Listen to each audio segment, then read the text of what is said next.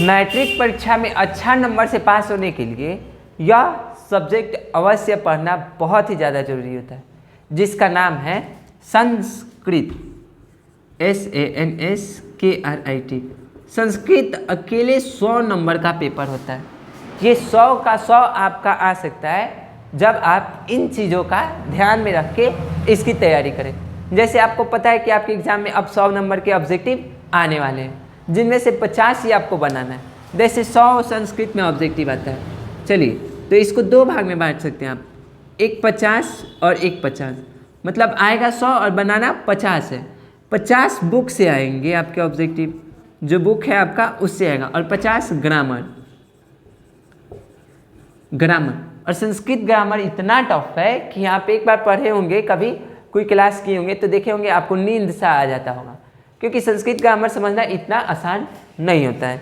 अगर आपको अच्छा लगता है संस्कृत ग्रामर तो पढ़े, और नहीं अच्छा लगता है तो आप सिर्फ बुक भी पढ़ के आप संस्कृत के 50 ऑब्जेक्टिव सॉल्व कर पाएंगे, जहाँ ग्रामर की कोई ज़रूरत ही नहीं है।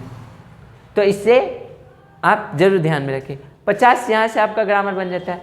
18 दूनी 16, 8 दूनी 16 नंबर का आपका क्वेश्चन आंसर आता है, जो हो गया आपका 66 नंबर। ये टोटल आपके बुक से ही आते हैं, जिसे आप अभी से सिर्फ 10 या 15 मिनट पढ़ाई कर करके रोज़ आप इसे 66 नंबर पा सकते हैं।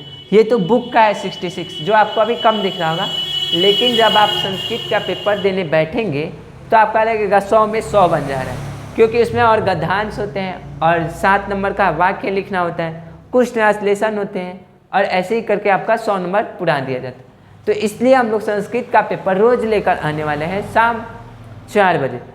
10 या 15 मिनट का रोज़ क्लास होगा, आप उस क्लास को अटेंड करना ना भूलें। उसके लिए आप इस चैनल को सब्सक्राइब भी कर लीजिए और इस चैनल से जुड़ जाइए। उस चैनल में हम लोग शुरू से पहले चैप्टर को पढ़ाएंगे, और उस चैप्टर के जितने भी क्वेश्चन आंसर है 2 नंबरिया और ऑब्जेक्टिव उसे कराएंगे।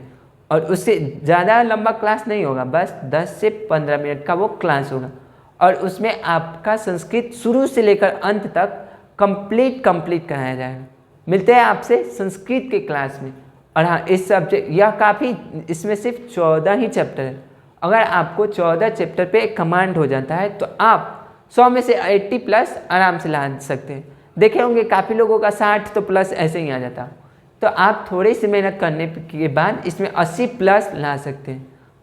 याद रहे, जब आपका 50 बुक का टोटल ऑब्जेक्टिव क्लियर होगा तो आपको ग्रामर पढ़ने की कोई ज़रूरत नहीं है। हम ग्रामर जनरली क्लास में भी नहीं पढ़ाते हैं, और क्लास में 95 तक संस्कृत में नंबर आया हुआ है, तो इसलिए हम लोग ग्रामर पढ़ते भी नहीं हैं, वो समझ में भी नहीं आता है।